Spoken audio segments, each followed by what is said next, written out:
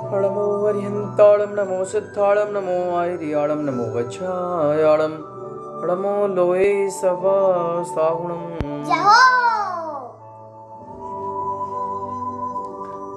पद्म पुराण का पर्व 31। राजा दशरथ जो कि भगवान राम के पिता हैं, वो अपने पूर्व भव का स्मरण सुनते हैं और संसार से उन्हें विरक्ति होती है, संसार से वैराग्य हो जाता है। हम पद्म पुराण में पर्व 31 में राजा दशरथ जो कि जगत के हितकारी हैं, राजा अनरण्य के पुत्र ने उन्हें आगे क्या किया, श्री राम लक्ष्मण का संपूर्ण वृतांत सुनाना चाहता हूं। कृपा कर कहो, आपका यश 3 लोक में फैल रहा है। तब मुनियों के स्वामी महातप रूप तेज के धारी कहते हैं, हे भव्य आप सुने, श्री सर्वज्ञ वीतराग देव ने कहा है, जब राजा दशरथ मुनियों के दर्शन करने को गए, वहां सर्वभूत हित स्वामी को नमस्कार पूछा, हे स्वामी, मैंने संसार में अनंत पर्यायों को धारण किया है। मैंने इस जीव ने, मेरे जो जीव है, मेरी आत्मा है, इसने अनंत काल से अनंत भवों को धारण किया है। उसमें कई भवों की बात आपके प्रसाद से सुनकर संसार को मैंने असार जाना है, इसलिए मेरा संसार के प्रति राग नहीं है। तब मुनिराज दशरथ को भव सुनने का अभिलाषी जानकर कहते हैं, हे राजन, संसार के सभी जीव अनादिकाल से कर्मों के संबंध से अनंत जन्म मरण को करते हुए दुख भोगते आए हैं। इस जगत में जीवों के कर्मों की स्थिति उत्कृष्ट, मध्यम, जघन्य 3 प्रकार की है और मोक्ष सब में श्रेष्ठ है। उसे हम पंचम गति भी कहते हैं और अष्टम वसुधा भी कहते हैं। अनंत जीवों में से किसी ही कोई होती है, सबको नहीं होती है।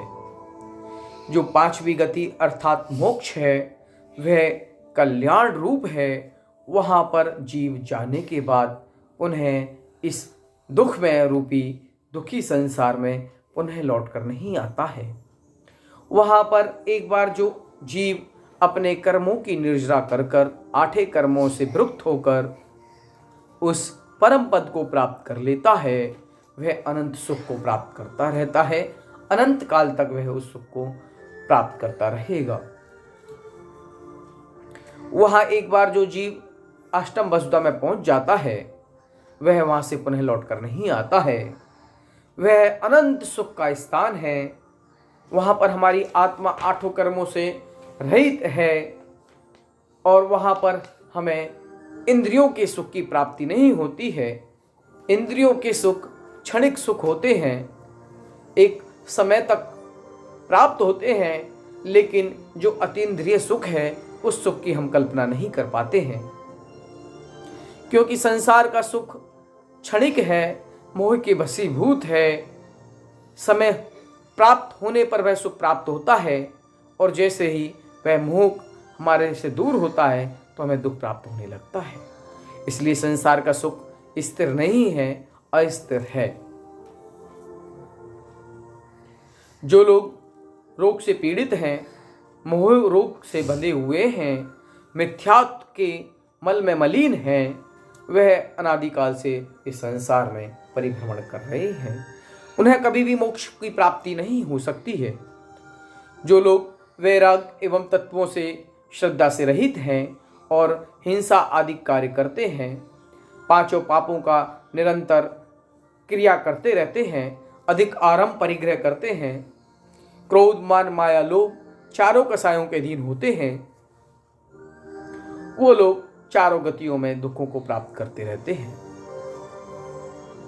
जो जीव अभव्य हैं उनको मोक्ष तो है ही नहीं, और जो जीव भव्य हैं वो निश्चित एक समय बाद अपना इस परम पद को प्राप्त करने के लिए सामर्थ्यवान है। यहां तक जीव, पुद्गल, धर्म, अधर्म, आकाश और काल वह लोकाकाश है, और जहां केवल आकाश ही है वहां अलोकाकाश है।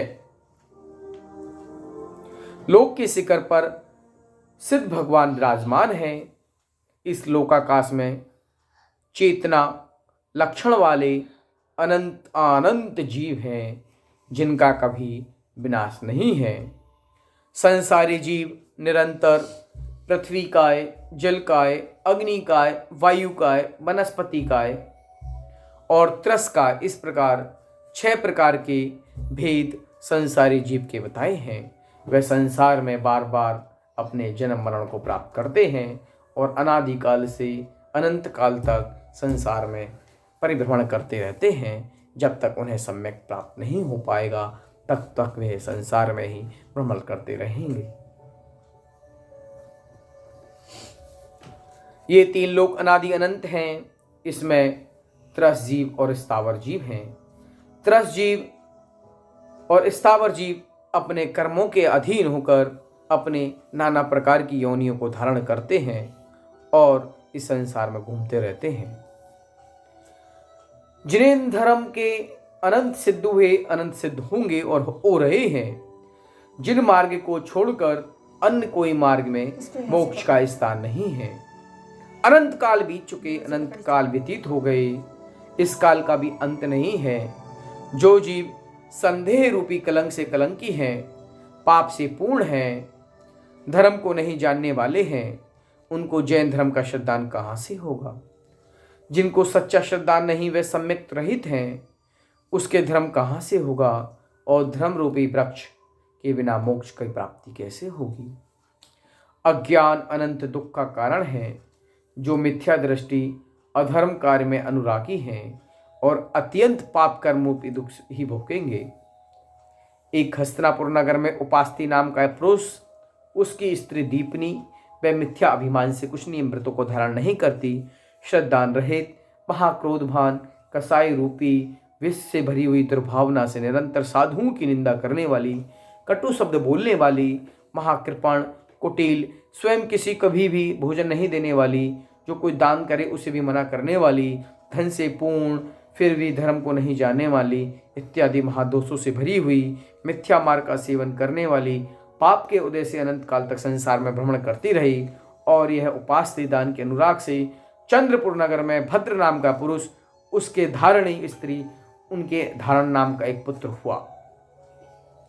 महाभाग्यवान उसके नैन सुंदरी नाम की स्त्री, वह धारण शुभ भावों से मुनियों को आहार दान देकर अनंत समय में शरीर को छोड़कर धात की खंड द्वीप में उत्तर पूर्व भोग भूमि के 3 पल्ल तक सुख भोग देव पर्याय प्राप्त कर वहां से चेकर पृथुलावती नगरी में राजा नंदी घोष, रानी वसुधा उसके नंदी वर्धन पुत्र हुआ।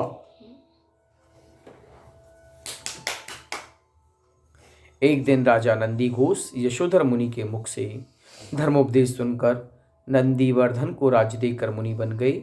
महातप से स्वर्ग में गए और नंदीवर्धन ने श्रावकों की व्रतों का धारण किया। नमोकार मंत्र के स्मरण से तत्पर कोटि पूर्व काल तक राजपद के सुख को भोगा। अंत में समाधि पूर्वक मरण कर 5वें स्वर्ग में देव हुआ। वहां से पश्चिम विदेह के बिजार पर्वत, वहां शशिपुर नगर का राजा रतनमाली, रानी विद्युतलता उनके सूर्य जय नाम का पुत्र हुआ। एक दिन रत्नमाली महाबलवान सिंहपुर का राजा ब्रजलोचन उससे युद्ध करने गया। अनेक दिव्य रथ, हाथी, घोड़ी, पयादे, सेना शस्त्रों की धारक साथ में लेकर राजा होठ दस्ता कवच पहने रथ में चढ़ा। शत्रु के स्थान को जलाने की इच्छा से चला। उस समय एक देव ने तत्काल कहा, हे रत्नमाली, तू ये क्या कर रहा है? अब तुम क्रोध छोड़ो, मैंने तेरा पूर्व भव का वृतांत कहता हूं, जो सुनो। बलद क्षेत्र में गंधारी नगरी राजा भूति, उसका पुरोहित उपमन्यु, वह राजा और पुरोहित दोनों पाप मांस भक्षी हैं। एक दिन राजा ने गर्व केवल गृह स्वामी के मुख्य धर्मोपदेश सुनकर यह व्रत लिया कि मैं अब पाप का कार्य नहीं करूंगा। सो उपमन्यु पुरोहित ने छुड़वा दिया। एक समय युद्ध में राजा और पुरोहित दोनों मारे गए। पुरोहित का जीव हाथी हुआ। वह हाथी युद्ध में घायल होकर अनंत समय में नमोकार मंत्र सुनकर गांधारी नगरी में राजा भूति के रानी योजनगंधा उसके अरिसुदन नाम का पुत्र हुआ। पुत्र को केवल गृह मुनि के दर्शन कर जाति स्मरण से वैराग प्राप्त हुआ और मुनि पद ग्रहण किया। समाधि पूर्वक मरण कर 11वें स्वर्ग में देव हुआ। सो मैं उपमन्यु का जीव हूं और तुम राजा भूति का जीव मरकर मदरण्य में मृग हुआ। देखिए कर्म की बड़ी विभूति होती है। वह हाथी का जीव मरा और उसके यहाँ पुत्र हुआ। पुत्र होकर पुनः वह समाधि पूर्वक मरण प्राप्त किया और मोक्ष को प्राप्त समाधि पूर्वक मरण कर दीप पर्याय धारण किया और वह राजा पाप कर्म के उदय से वन में मृग का जीव हुआ। मृग अर्थात हिरण हुआ।